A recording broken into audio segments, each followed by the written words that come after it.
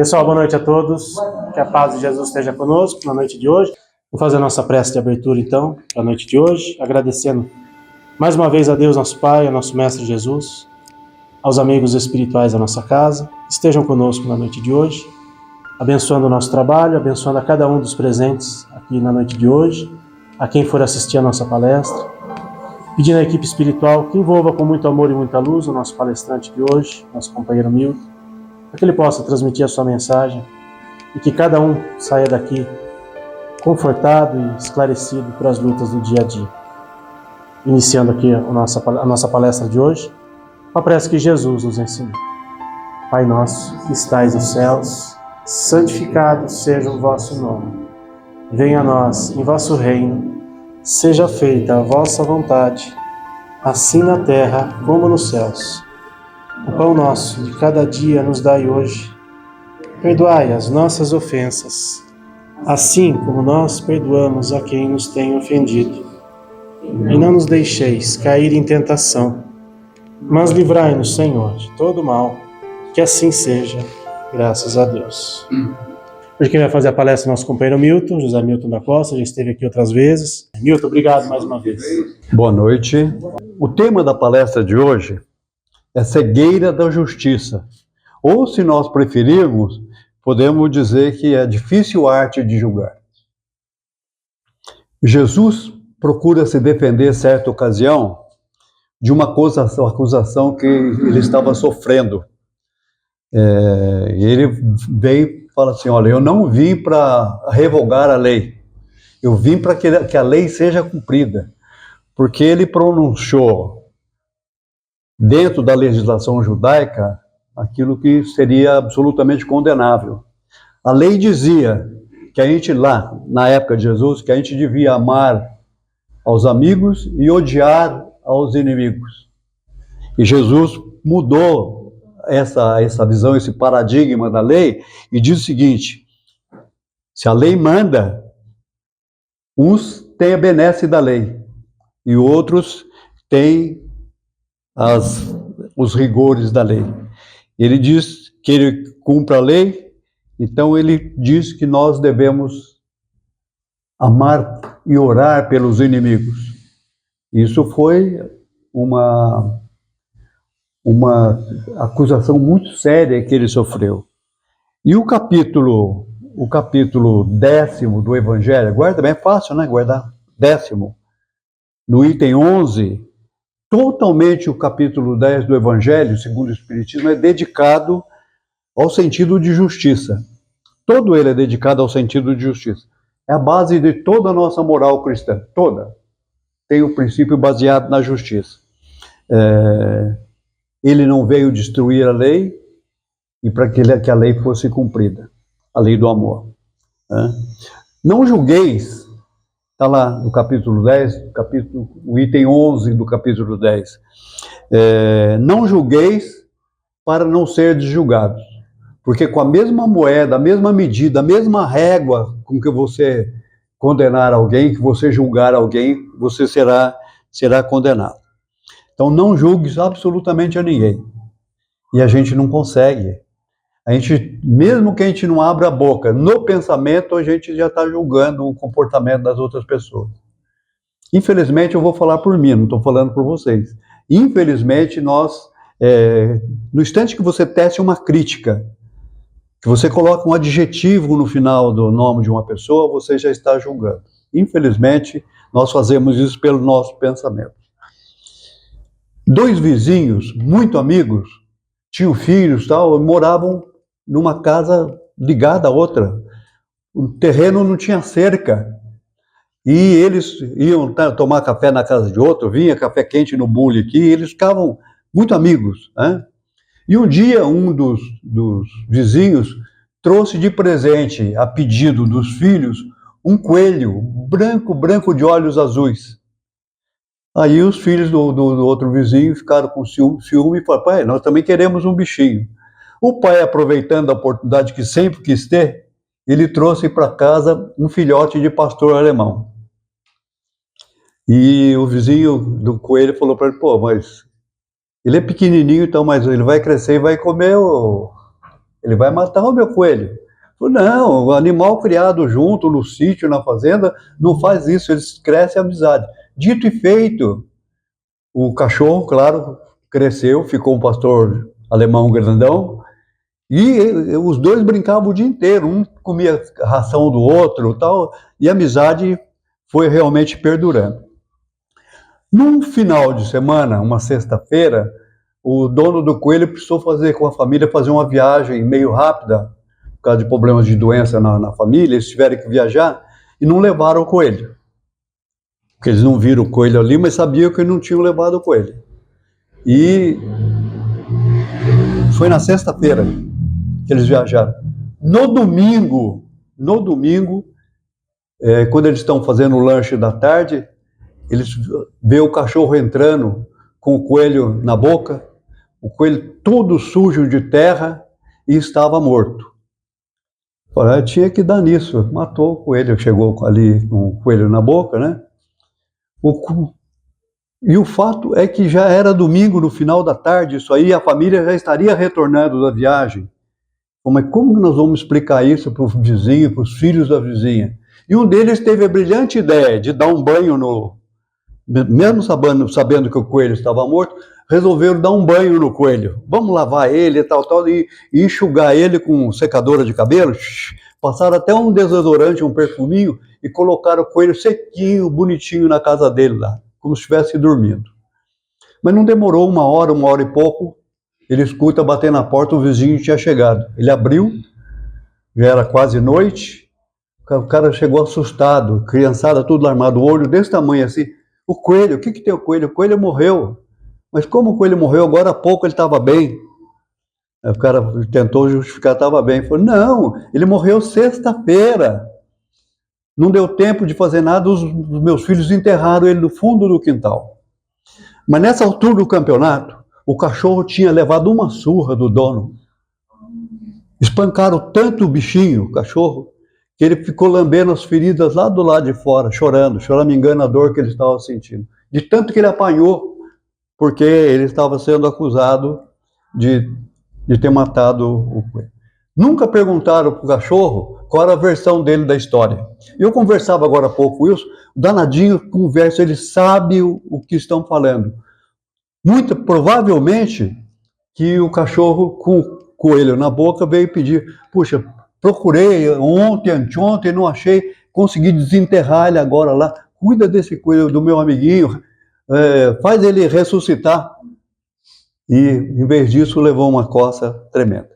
Se tivessem ouvido o cachorrinho, tivessem querido o cachorro, eles iam ver que esse coelho já estava morto. E se lavaram o coelho, iam perceber que não tinha sinal de sangue, de nenhuma mordida.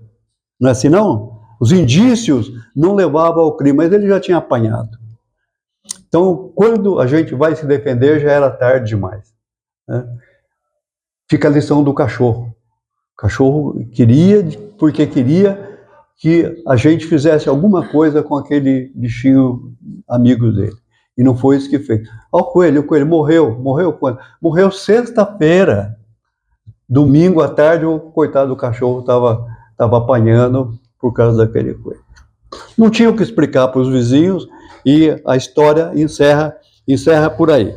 Mas a base de toda a nossa moral cristã é não julgueis para que não seja julgado. Porque da mesma forma que a gente julgar, assim nós seremos julgados, com a mesma régua, com a mesma medida. Todo mundo aqui conhece a balança que tem 2 pratos. Na feira tinha muito isso aí, né?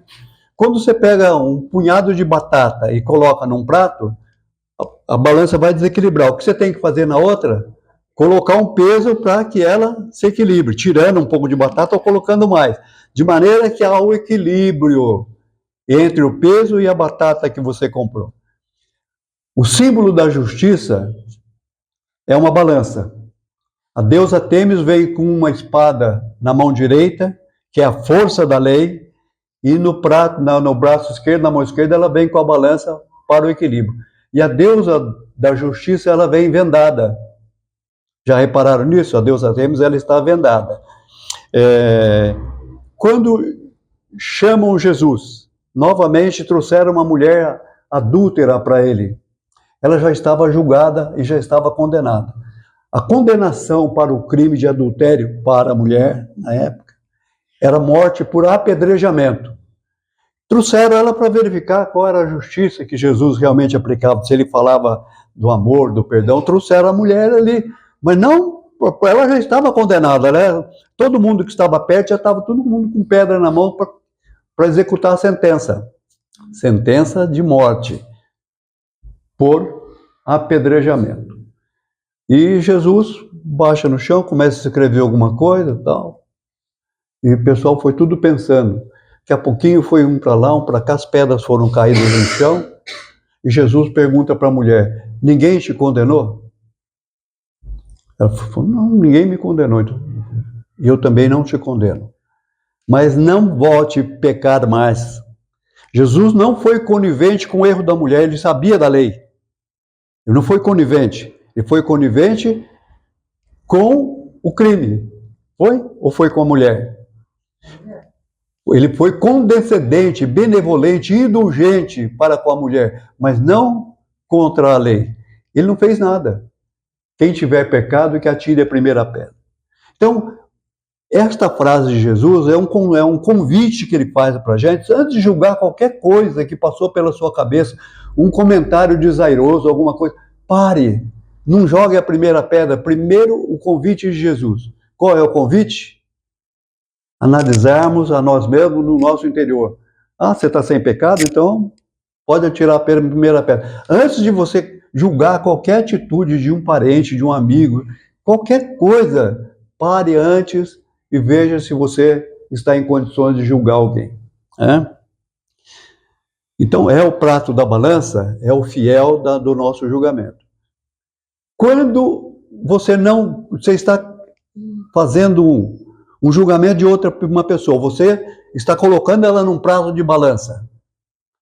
Vai desequilibrar. Quem é que está no outro prato da balança? Você mesmo. Porque os defeitos, os erros que você vê nos outros são os seus próprios defeitos. Então, quando você se coloca no prato de balança, você se equilibra com aquela pessoa que você julgou. Essa é a medida. Nós somos o reflexo daquilo que nós enxergamos nos outros. Nós somos exatamente aquilo que nós pensamos a respeito de outras pessoas, né? E Jesus vem nos ensinar o que é o BIP, benevolência, indulgência e o perdão. E não é uma vez, 70 vezes 7 vezes que nós devemos perdoar alguém. Perdão tem alguma coisa a ver com justiça? Tem. Tem tudo a ver. E os conselhos de Jesus não se trata de problema cartorário. O que fala no cartório, no processo jurídico, judicial? Primeiro, faz-se uma investigação, o promotor público apresenta a denúncia, depois da denúncia que a pessoa será julgada. Ela pode ser absolvida ou pode ser condenada. Mas não é isso que Jesus nos ensina. Ele nos convida justamente a essa reflexão. O convite é para uma reflexão pessoal, individual, para a gente não julgar. Não se trata de um problema cartorário, de fórum, de juiz. Não se trata, tá bom? Para o exercício do perdão, para que a gente possa exercitar o perdão, eu vou confessar bem baixinho para vocês, maior dificuldade como espírita que eu tenho sobre o perdão. É uma palestra que eu nem gosto de fazer, porque nós não temos noção de como é difícil a gente perdoar alguma coisa. A primeira coisa é que entre a ofensa que você recebeu e o perdão, existe uma maturidade nisso aí que pode levar um dia, uma semana, um ano, 10 anos, pode levar 100 anos, pode levar uma encarnação e você não consegue perdoar o outro. Não estou falando para esquecer, não. Porque você não vai esquecer. Tudo que passaram para você serve como lição. A lição deve ser aprendida e recordada sempre. Eu estou falando de perdoar. Tirar do seu coração mágoas e tirar do seu coração ressentimentos. São coisas que ficam fazendo mal. Nós causamos um dano terrível em nós mesmos quando nós acumulamos mágoas e ressentimentos a respeito do assunto. Cada vez que você comenta aquela agressão sofrida, você está revivendo aquela dor. E às vezes pode passar uma encarnação inteira e você não conseguir perdoar. O cunhado, a sogra, o sogro, as pessoas que estão... Normalmente são as pessoas que estão ao nosso redor. Porque as pessoas estranhas não nos fazem mal nenhum. É aqueles com quais nós convivemos no nosso dia a dia. Precisamos primeiro, então, desse julgamento interior. O processo é muito lento. E tem outra coisa muito engraçada. Uma coisa é você se sentir ofendido. Outra coisa é verificar se realmente a pessoa te ofendeu. O espírito é muito melindroso. Qualquer coisinha ele já se arrepia todo. Houve uma coisinha só que ele não agradou aqui, ou fizeram alguma coisa, e já fica se abespinhado todo o tempo. Pessoa muito melindrosa, você não pode falar um A, que ela já vira a cara, já fica bicudo o dia inteiro. Então, normalmente os velhos, as pessoas mais velhas, são mais melindrosas do que os jovens. Os jovens levam tudo, mas a gente, quando vai ficando mais velho, se a gente era melindroso em jovem, a gente vai ficar muito mais melindroso agora. Fica ressentido do que se foi dito na manhã. No café da manhã, você levanta, está tudo bem. Primeira coisinha, dá uma discussãozinha ali na hora do café, passa o dia inteirinho os dois bicudos, sem se falar um com o outro. É muito terrível, né? Quem pede desculpa, será que ele já está preparado para ir lá pedir desculpa ou pedir perdão? Você não acha que precisa estar preparado para essa atitude? Porque no instante que você fala, não, agora eu vou pedir perdão pela besteira que eu fiz, pelo erro que eu cometi, quando você toma uma atitude dessa, você está se despindo do seu orgulho. Como é difícil a gente sair do pedestal do orgulho da gente para me perdoa, eu errei. Pouco importa se o outro vai perdoar ou não, porque muitas vezes ele não está nem preparado para perdoar também. Ele quer continuar guardando mágoas e ressentimentos. Ele não aceita o seu pedido, mas pelo menos você foi. Se você não foi, você pode pedir esse perdão aqui dentro, ó, e limpar da sua vida mágoas e ressentimentos. Pedir perdão é uma coisa. Você tem que ser preparado para isso. Quem vai conceder o perdão também tem que ser preparado para isso. Pedir perdão não é humilhação. Mas quem concede o perdão, também viu, tá vendo? Eu sou o bom, eu perdoei. Então. Se nós formos pensar desse jeito, a gente não vai nem perdoar e nem pedir perdão. E vamos passar uma existência toda emburrado com a cara virada com alguém. Vai fazer mal para quem? Para os dois. Para os dois. Primeiro, porque quem pede perdão está se despindo do orgulho. E quem concede o perdão está se despindo do quê? Das suas mágoas e dos seus ressentimentos. São coisas que nós praticamos contra nós mesmos todo santo dia. Nós precisamos aprender isso aí. Então, há 3 juízos que nós devemos levar em consideração. O primeiro juízo é o juízo de Deus. Todos nós morremos de medo do julgamento de Deus. Vocês já pararam para pensar na oração do Pai Nosso? Na besteira que nós fazemos na oração, porque nós não refletimos? Mas, Pai Nosso que estás no céu, perdoai as nossas ofensas. Nós estamos pedindo para Deus perdoar as nossas ofensas, mas como? Da mesma maneira como eu perdoo a quem me tem ofendido. Vocês já rezaram isso no Pai Nosso? Já pararam para prestar atenção?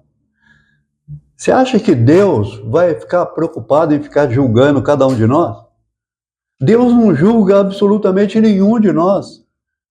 Deus nos deu permissão para que cada um de nós erre. Nós temos o livre-arbítrio. Nós podemos errar. Agora, o reconhecimento do erro é da gente, não é de Deus. Deus não vai ficar lá em cima, bancando polícia, olhando, fulano, você fez isso. Deus não está preocupado, porque Deus não vai entrar no assunto da justiça, é um problema seu. O que a gente planta é aquilo que a gente vai colher, não é isso? É a sua plantação. Agora, o que eu planto é só para que eu coma ou vai servir para outras pessoas comerem também? Quando você semeia, quando você planta alguma coisa. Não, estou plantando só para me colher. Então, vou plantar apenas um pé de milho. Ou quando quem planta milho, planta alguma coisa a mais. O que você planta vai servir para outros se alimentar também. Então, muitas vezes, o processo de interação entre a pessoa que se sente ofendida, que foi ofendida, e o que ofendeu, é um processo lento, muitas vezes demorado. Então, esse pedido que nós fazemos a Deus, ele não é levado em consideração, porque é uma apelação, eu apelo. Pai, perdoai as minhas ofensas, da mesma maneira como eu tenho perdoado as pessoas que me ofenderam. Mas é verdade isso? Como é que você está perdoando os outros? E tem coragem de pedir para Deus perdoar vocês. Então, julgamento de Deus não é válido, deve ser desconsiderado. Mas existe um outro julgamento que é do homem para com o homem. Vocês imaginam como deve ser difícil a posição de um juiz? Eu acho que talvez de todos os exercícios humanos, o mais difícil é de julgar. Mas ele julga de acordo com a lei. Ele tem a lei na mão dele. E ele devia estar vendado, né? Não? Mas ele não vem vendado, ele vem com os olhos, ouvidos e todos os sentidos abertos. É assim que nós fazemos com os outros. Então, o juízo dos homens para com os outros também deve ser desconsiderado. Sabe por quê? Nós não podemos entrar na alma do outro nem em sonhos. Você não pode entrar na alma do outro absolutamente nem em sonhos. Como é que você vai julgar? A sua pretensão de você não se conhece. A gente não se conhece e quer conhecer o outro para já julgar. Nós não vamos absolutamente conseguir nada. O julgamento do homem para com o homem deve ser desprezado também. Existe um outro julgamento, é do homem para consigo mesmo. Aí ele vai ver que ele está sendo presunçoso demais. Nós somos muito condescendentes com as besteiras que nós fazemos. Nós gostamos de passar um pano quente em tudo, todas as besteiras nossas. A gente acha que não ofendeu ninguém. Aquela palavra dita numa hora inoportuna, naquela grosseria, você acha que não falou. E manda outro para aquele lugar, muitas vezes. Não, eu não fiz nada. A gente é condescendente. Nós não podemos julgar a nós mesmos porque nós somos muito bonzinhos para conosco mesmo. Então, mas de todos esses três julgamentos, qual é o que prevalece? É o julgamento que você pode, apesar de não ser válido, mas é o julgamento que você faz de você mesmo. Você não pode julgar o outro, você não está na alma dele, não conhece. Se você se colocou no lugar dele, o que você teria feito? A gente não se coloca, né? O juízo de Deus é um juízo por apelação. Eu apelo, perdoai, eu peço. Eu estou apelando, eu estou pedindo. Agora, na Grécia Antiga, todas as pessoas que estavam para ser julgadas, elas entravam no tribunal, no aerópago, eles entravam vendados. E permaneciam durante todo o julgamento vendados. Porque não existe maior cegueira do que a cegueira daquele que está vendado. Porque ele tem que se reexaminar, ele não consegue. O amor dele, cego, está sendo ferido. O amor próprio está sendo ferido. É pior a cegueira de trocar uma coisa por outra, ver uma coisa por outra, do que não ver nada. Quem não vê nada é porque é cego, perdeu a visão, então ele é cego, ele não pode ver porque ele é cego. E o outro, que troca uma coisa por outra? Você vê uma coisa que não é a realidade. Muitas vezes você olha uma coisa e não é aquilo que você viu, não é isso? Então, nós temos que tomar muito cuidado, porque a oportunidade da reencarnação atual é que nós possamos fazer a reparação. Vocês já viram o símbolo da justiça, né? Por que esse símbolo vem lá da Grécia Antiga?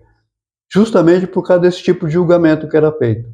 Fernando Pessoa vem falar para a gente que é pior a cegueira do amor próprio ferido, que vê uma coisa por outra, do que não ver nada. Muito pior, né? Então, a gente entra vendado, permanece vendado, justamente por causa do nosso amor próprio ferido. O amor próprio ferido é muito dolorido, né? Então, o padre Antônio Vieira, num dos seus sermões, também diz isso: é a maior cegueira de ver uma coisa por outra do que não ver nada. Uma é decorrente da falta de visão, e a outra é decorrente de erro proposital. Você vê e espalha, e quem conta um conto, aumenta um ponto, não é isso?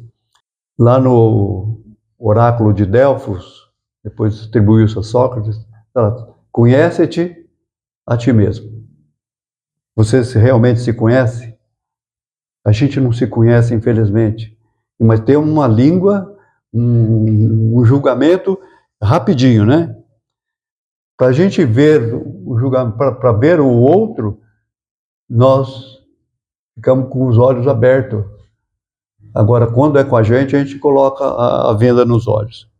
A gente revoga o juízo de Deus, despreza o julgamento do outro e nos iludimos com o nosso próprio julgamento, né? Para o exercício do perdão, é simplesmente uma coisa terrível. Eu perdoo. Você imaginou passar toda uma vida com mágoa e ressentimento a respeito de uma pessoa? Quem é que aguarda a traição do noivo, do marido?